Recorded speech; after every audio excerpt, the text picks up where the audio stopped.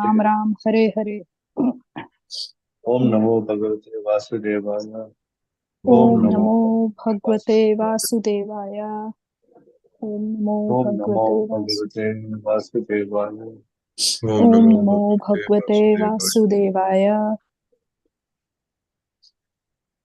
6.3.29 जीवा नवक्ति भगवद गुण नामधेयम जीवान जीवान भगवत भक्ति नाम भगवद गुणा नामधेयम् चेतश्च न स्मरति तत् चरणारविंदम। चेतश्च न स्मरति तच्चरणार तच्चरणारविन्दम् कृष्णाय नो नमति यच्चिर एकदापि। कृष्णाय कृष्णाय नो नो नमति यच्चिरदेशदापि। नमति यच्छिर एकदापि तान् अन्यद् अन- अनयद्वम् असतो अकृत विष्णु कृत्यान् तान् तान् आनयात् वसतो आनयध्वमसतो अकृष्णकृत्यान्। अकृत कृत Vishnu कृत्याना कृत्यान।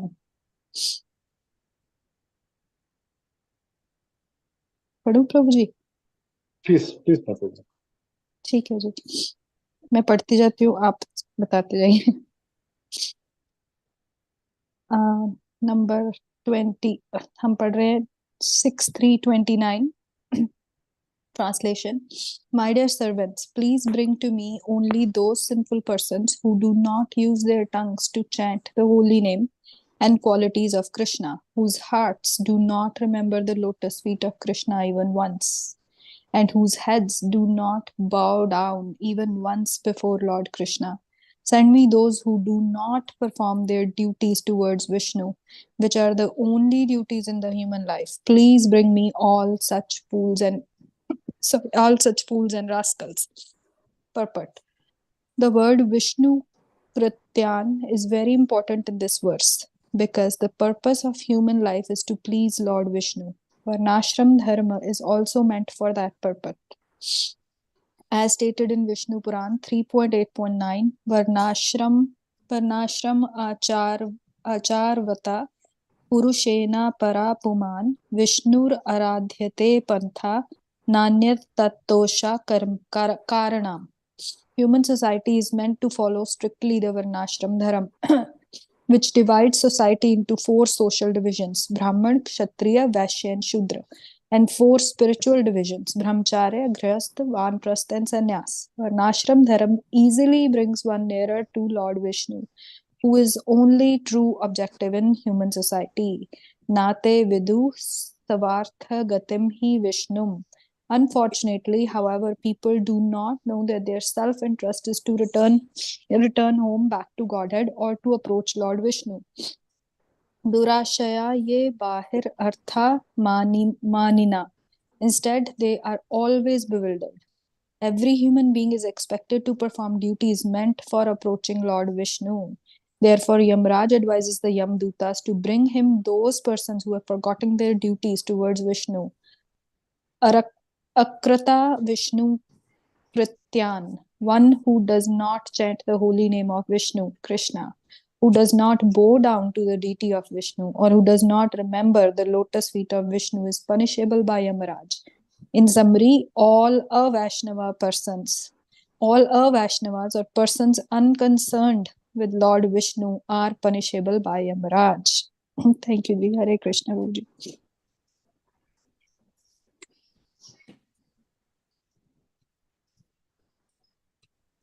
Hare Krishna. So, Prabhupada, in this verse, there is this word.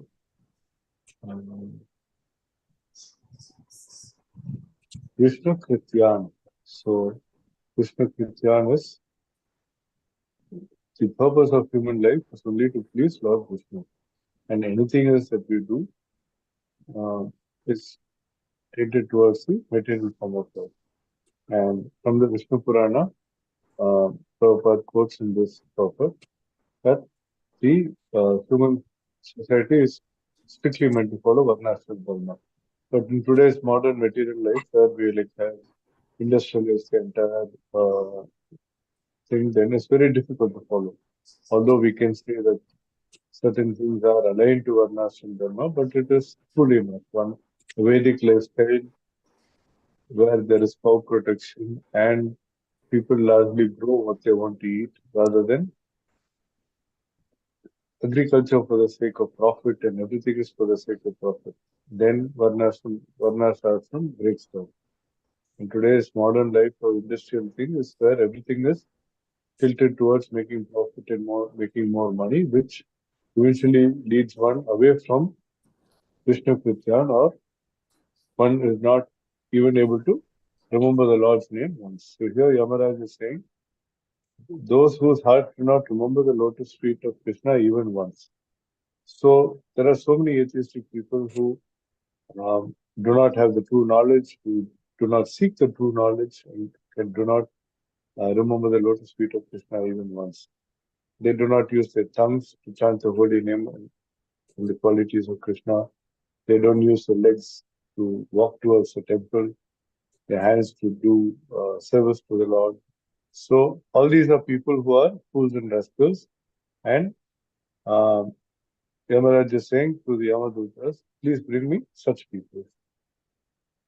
Prabhupada is quoting here from the Bhagavatam 7.5.31, where it says, persons who are strongly entrapped by the consciousness of enjoying material life and who are therefore accepted as their leader or guru, a similar blind man attached to external sense objects, cannot understand that the goal of life is to return home back to Godhead and engage in the service of Lord Vishnu.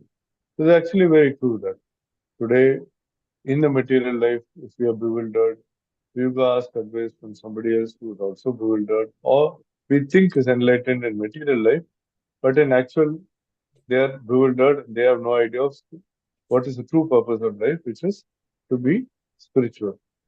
As blind men get guided by other blind men and miss the right path and fall into a ditch, materially attached men led by other materially attached men are bound by the ropes of fruitive labor, which are made of very strong cords. And they continue again and again in the materialistic life, suffering threefold miseries. So Prabhupada has again and again said that devotees should not get engaged with the politics or anything of that nature, because it's not going to happen that the people who are actually supposed to have this, the people who rule us do not take us to a Vedic culture. They are only leading us more and more to a materialistic way of life. And so then we get more and more bound by the fruitive labor that we undertake. Hare Krishna. So somebody else like to add to that?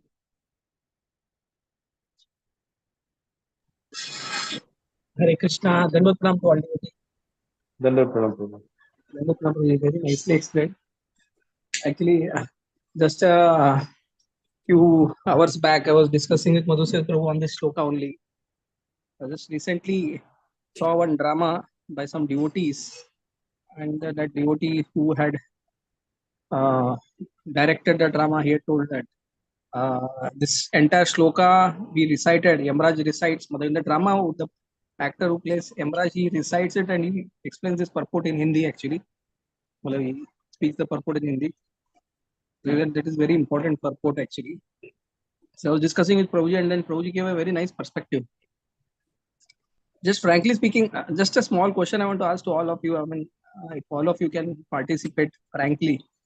So when Yamaraj said this, that only bring those souls or those entities who have never taken the name of Lord Hari, or those who hesitate to take the name of Lord Hari, only please bring those living entities.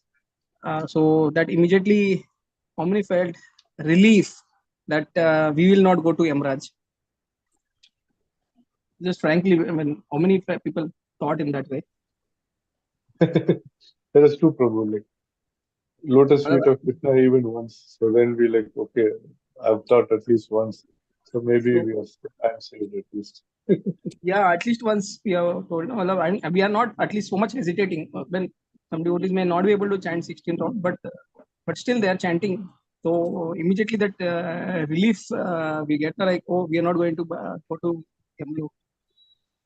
So even all the devotees who have been practicing many times, they feel when this chapter starts, people are thinking, oh, that means we may also have to go for the to Yamraj, we may have to see Yamraj and suffer also. And then here Yamraj makes this very bold statement that don't bring those living entities who have even taken the name of Lord Vishnu once, and those who are taking the norm, and only bring those who never have taken or who are hesitating to take. So, but then Prabhuji gave a very nice perspective. So we were discussing that we are fearing the torture that we will suffer, our soul will suffer, or we will suffer in the different planets, in the different chambers of hell. We are very afraid of that. Okay, but is material world the where we are living? Is it so nice place to live? So there we will be suffering only a sort. We, of course, we are without physical body in all these hellish planets. So what we are suffering is gross torture only, right? We feel that we are in a situation where our bodies are being pierced or burnt. We are going to suffer very heavy bodily torture. But in this material world, uh, other than birth, old age, disease, and death, we are suffering so much of mental torture, so much of agony, uh, uh, pains like you are getting you are getting cheated or you are going to get separated. So we are going to such a big torture in this material world. To live in this material world also is more. What Prabhuji was highlighting was to live in this material world is more torture than going to hell. So many times devotees get very assured and relaxed. Ki, okay, so now we are safe. We will not go to hellish planet. We will not have to see Yamraj. And that the other way of flip side is we may think that okay, we can lead a happy, nice life over here. We can chant and we can live here eternally. We may have to take births, but there's no problem. We may not have to go to hellish planet. We'll stay in this material world, take many births as much as possible. What is the harm? But we are suffering. We have to understand that we are suffering so much in this material world. And therefore, Prabhupada rightly points in that purport, like our aim, we should not forget, our aim is to get out of this material world, we have to go back to Godhead. So our aim of our discussion or aim of our Sangha is not escaping just hellish planets. That may be a byproduct, but our aim is to go back to Godhead or to be always situated in God consciousness. Hare Krishna. So that was like a nice discussion we had. I thought I would share with you all people. Hare Krishna. Thank you, Prabhu. Very well said, Prabhuji. Keshavan Prabhuji, one day he was listening to his lecture. He said, our goal, हमारा गोल ही गोल हुआ हुआ है. That is why आपने बहुत अच्छा point raise किया. That is why if we are feeling कि हाँ हम बच गए, means कि गोल दिमाग में यही नहीं है कि बचना गोल थोड़े ना था. गोल तो कृष्णा पे पहुंचना था. जब तक वहां पहुंचते नहीं, गोल तो पूरा नहीं हुआ. तो regardless बचे मरे जो मर्जी हो, वहां तक तो पहुंचे ही नहीं. So it's very nicely explained by him too. Thank you so much for bringing that point. So that was like told by Madhusev Prabhu, but that was a very different perspective. So that's how, like, when we are discussing, very nice perspectives comes together with devotees who are absorbed in the katha. Because the first time when I heard that, even I was feeling very soulless. Okay, I may not go to hell. For a moment, I forgot that was not the goal. Very true. So, and then what we get pacified after some time, like okay, so we are lucky, we are fortunate, and then we become casual, and then we become of this world only. So we don't try to intensify our devotional practices. So slowly and steadily, we should take our time, and slowly and steadily we have to push ahead. We have to intensify our practices. That's the only way out for us. That's why we will be very satisfied in whatever we are doing. Like people may be satisfied by doing just 16 rounds, for following 4 regulative principles, reading half an hour a day, or having this, or hearing for 1 hour. Oh, this is very nice. After 1 year also, oh, I am following this. After 2 years also like this. After 5 years also like this. After every year you need to do some progress. Like when we are working for others or we have our own business, we always think about increments, appraisals and everything. But why don't we think the same way when we are doing bhakti? Why don't we think that as the time goes, we need to progress more and more, at least intensify our practice. Progress is in the hands of Krishna and Guru, but at least try to intensify our bhakti, like more and more time can we devote to be in Krishna conscious. So that aspiration should be there, and we should try to push a little bit at least after every some time. Hare Krishna. Otherwise, we will become very lukewarm. Like when that is there, like either it should be hot or cold. Otherwise, if it is lukewarm, then it is like not at all worth to mention like that. Hare Krishna.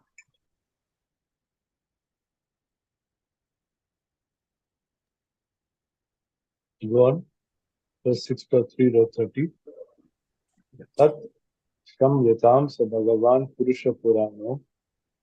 Tat Krishnatam Bhagwan Purano.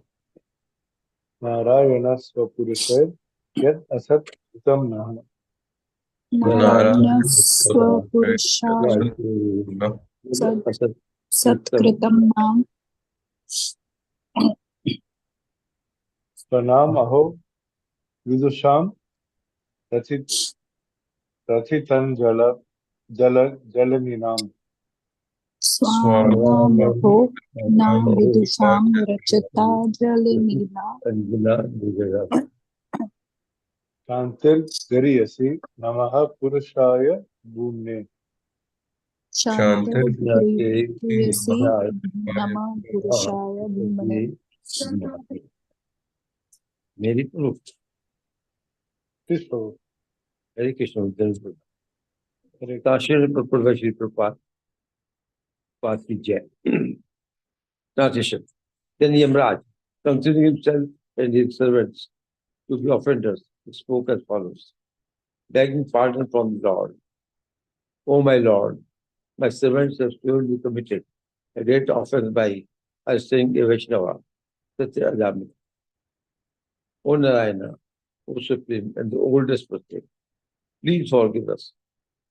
Because of our ignorance, we failed to recognize Adami as a servant of your Lordship. And thus, we have certainly committed a great offense. Therefore, with folded hands,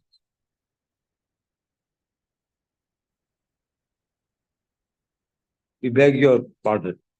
My Lord, since you are supremely merciful and are always full of good qualities, please pardon us. We offer our respectful obeisances unto you. But what Lord Yamraj took upon himself responsibility for the offenses committed by the servants. If the servants of an establishment makes a mistake, the establishment takes responsibility for it. Although Yamraj is above offenses, his servants practically, with his permission, went to arrest Ajamila, which was a great offense.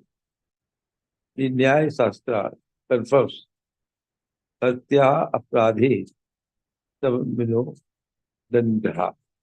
If a servant makes a mistake, the master is punishable because he is responsible for the offense.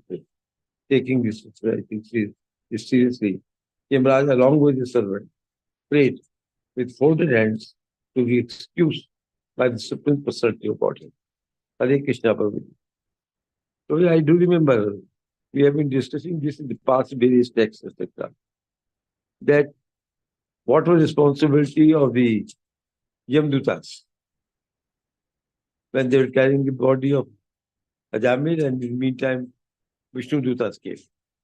So I know my other friends also been discussing the same point. Is there what is the responsibility of the Yamdutas? So motor have not gone on their own. Though maybe in particular case, particularly Yamdut must not, Yavraj must not call them and go and arrest or not arrest Ajamil. But then what we have called as the system, there's some laid down rules. If a person dies, that you will go and take so action.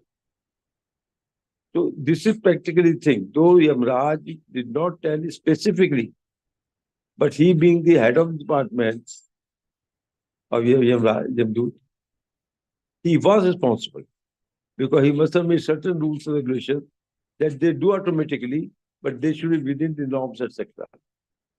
And if they make any fault, omission and commissions, by default or intentionally, he has to hold responsibility.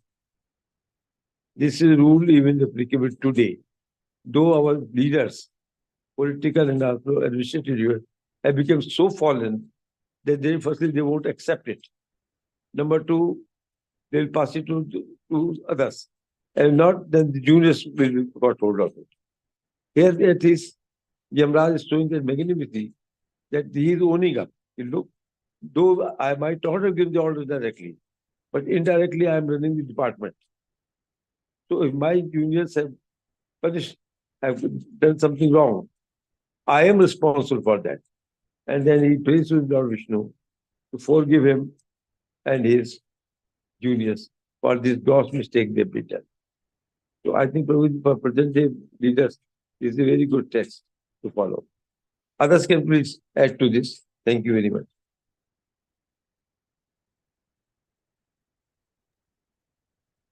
Hare Krishna. Thank you, Prabhu.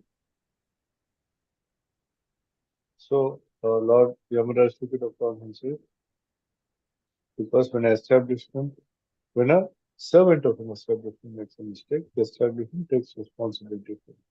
So he is taking a responsibility for the actions of his servants because he is indirectly responsible for it. So, even that way, like compared to the previous verse, if you feel lightly that we have chanted the name of the Lord once, if we have done a little bit of devotional service, now we are free from the clutches of Yamaraj. But having come into the shelter of Prabhupada, we have a far greater responsibility that we have to live up to those ideals, and then the benchmark he has set in terms of how we have to purify ourselves and surrender by being in devotional service 24 hours a day. So that is the ideal that is set by Prabhupada, in which we should all aspire to do step by step. And here again, multiple times Prabhupada has said that in going to the West and then taking on devotees as to how he has to suffer the reactions of taking such devotees. But he wanted to do it because he's a great Vaishnava and he wanted to follow the orders of Guru Maharaj to ensure that the whole world chants the name of the Lord and everybody can go back home, back to Godhead. So that is the sign of a true leader, where he is willing to go to great lengths and great sacrifice so that the people and devotees that are with him all get liberated and go back home, go back to Godhead. The same way Yamaraj is here taking responsibility for his servants because he has a particular function and his servants did not perform their duty as per the function. So he is seeking pardon from the Lord for having imprisoned a devotee.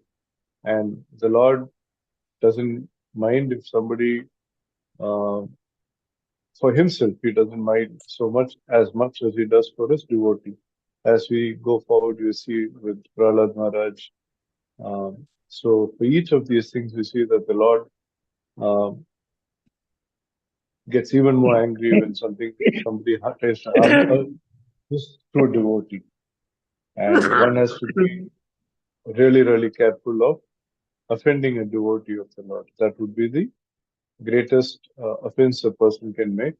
And Vaishnava Aparadha is something that one should be extremely careful. And which is why Prabhupada says that we should be mindful in this material world of our actions, of each of the things that we do. And mindfulness is something that we have to practice. Hare Krishna. Would somebody else like to add to that, please?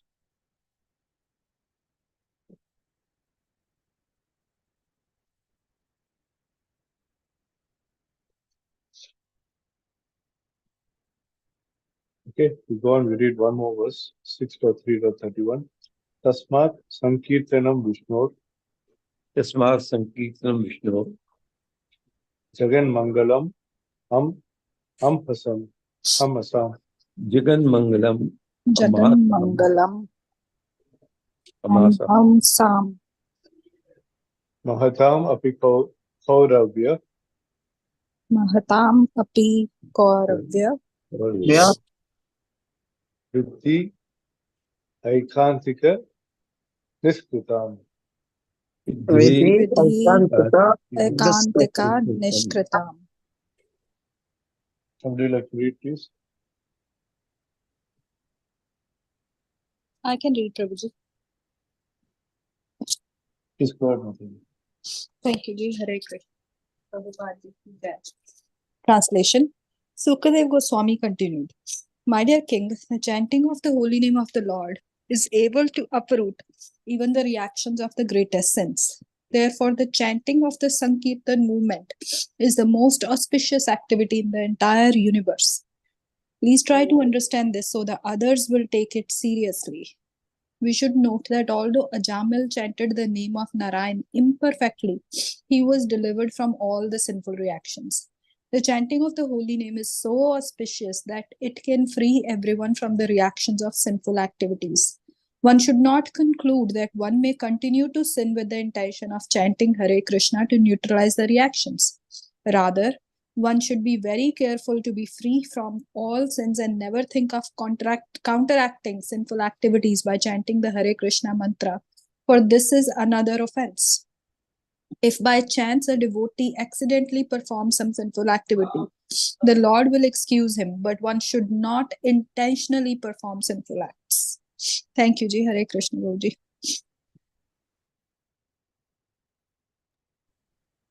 Hare Krishna. So, Sukadev Goswami is telling Maharaj Parikshit that chanting of the holy name of the Lord is able to uproot even the reactions of the greatest sins. And as it's just the beginning of Kali Yuga, it's very apt that Sukadev Goswami is telling Maharaj Parikshit that the chanting of the Sankirtan movement is the most auspicious activity in the entire universe.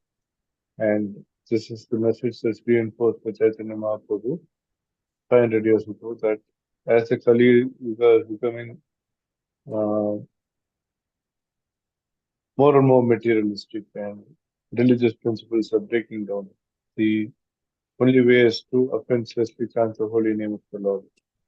And here Prabhupada in his purpose says that one should not think of counteracting sinful activities by chanting the Hare Krishna mantra. When one knows that something is sinful, then one should again be mindful and try not to do such activities. But of course, in Kali Yuga, it is very, very difficult that one surrenders everything and does devotional service 24 hours a day. That would require the highest surrender, and that's something that today those who are in the practical, materialistic life, working and doing entangled with other material activities, would find it difficult to do. But when one comes into the platform of Krishna consciousness, when one is trying to do devotional service, one should not use the platform to commit sinful acts. So there is a fine line there, and one has to think of that. Yes, whenever I'm trying to chant, then try to keep the mind clean, try to think only of the names of the Lord, everything in relationship to the Lord. At that point in time, if we are so distracted with our work or any other thing that is material, yeah, initially maybe it is okay, but then every time, like Madhuseva Prabhu was told that as we chant, we should always try to bring the mind back to the chanting. And this way, we will like slowly purify ourselves, and we would then not get into those things of like accidentally performing sinful acts or using devotional service to atone for sinful acts. Hare Krishna. Would somebody else like to add to that?